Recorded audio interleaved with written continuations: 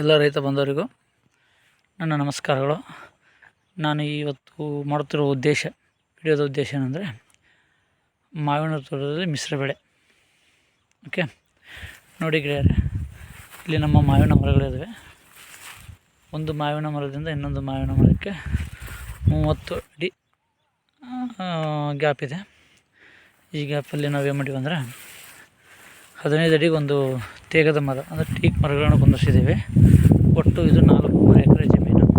ಈ ಜಮೀನಲ್ಲಿ 225 ಆಲ್ಪೋಸ್ ಮ್ಯಾಂಗೋಸ್ ಮರಗಳದು. ಇದನ್ನೆಲ್ಲ ನಾವು ಆರ್ಗ್ಯಾನಿಕ್ ಆಗಿ ಮೇಂಟೈನ್ ಮಾಡಿದ್ದೇವೆ. ಯಾವುದೇ ಗೊಬ್ಬರ ಅಥವಾ ಮೆಡಿಷನನ್ನು ಯೂಸ್ ಮಾಡಿರೋದಿಲ್ಲ.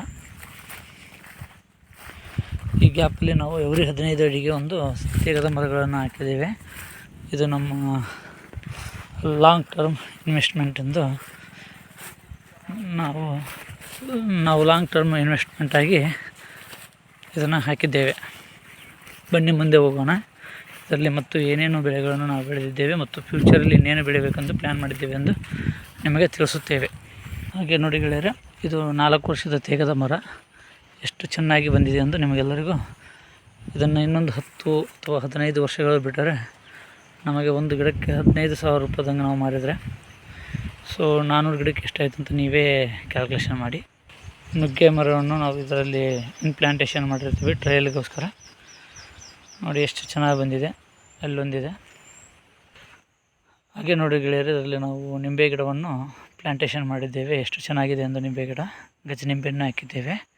ಇದು ತ್ಯಾಗದ ಮರ. ಓಕೆ, ಇದು ಮಾವಿನ ಮರ. ಗೆಳೆಯರೆ ನೋಡೋಣ. ನೋಡಿ ನಿಂಬೆ ಮರಗಳು ಎಷ್ಟು ಚೆನ್ನಾಗಿ ಬಂದಿದೆ ಎಂದ. ಓಕೆ, ಅದು ಹಾಗೆ ನಮ್ಮದು ಇದು ನ್ಯಾಚುರಲ್ ಕೃಷಿ ಹೊಂಡವನ್ನು ಮಾಡಿದ್ದೇವೆ. ಇದನ್ನು ಸ್ವಲ್ಪ ಈ ಸಲ ಇಂಪ್ರೂವ್ಮೆಂಟ್ ಮಾಡಬೇಕಂತಂದು ತಾಡ್ಪಲ್ ಅಥವಾ ಸಿಮೆಂಟಿನ ಪ್ಲ್ಯಾನಿಂಗಲ್ಲಿದ್ದೀವಿ. ಇದು ನಮ್ಮ ನ್ಯಾಚುರಲ್ ಕೃಷಿ ಹೊಂಡ. ನೀರಿಂಗುವಿಕೆ ಅಂದರೆ ಅಂತರ್ಜಲವನ್ನು ಇಂಪ್ರೂವ್ ಮಾಡಲು ನಾವು ಇದನ್ನು ಮಾಡಿಕೊಂಡಿದ್ದೇವೆ. ಎಲ್ಲ ರೈತರು ತಮ್ಮ ಹೊಲದಲ್ಲಿ ಒಂದು ಇಂಗುಗುಂಡಿಯನ್ನು ಮಾಡಿ ಪ್ರಕೃತಿಗೆ ಗ್ರೌಂಡ್ ವಾಟರನ್ನು ಇಂಪ್ರೂವ್ ಮಾಡೋಕ್ಕೆ ಎಲ್ಲರೂ ಪ್ರಯತ್ನ ಪಡಬೇಕಾಗಿ ತಮ್ಮಲ್ಲಿ ವಿನಂತಿಸಿಕೊಳ್ಳುತ್ತಾ, ಇದು ನನ್ನ ಮೊದಲ ವಿಡಿಯೋ. ನಿಮ್ಮ ಎಲ್ಲ ಸಹಕಾರ ಹೇಗಿದೆ ಎಂದು ತಿಳಿಸುತ್ತಾ ಸಪೋರ್ಟ್ ಮಾಡಿ ಮತ್ತು ಸಬ್ಸ್ಕ್ರೈಬ್ ಮಾಡಿ.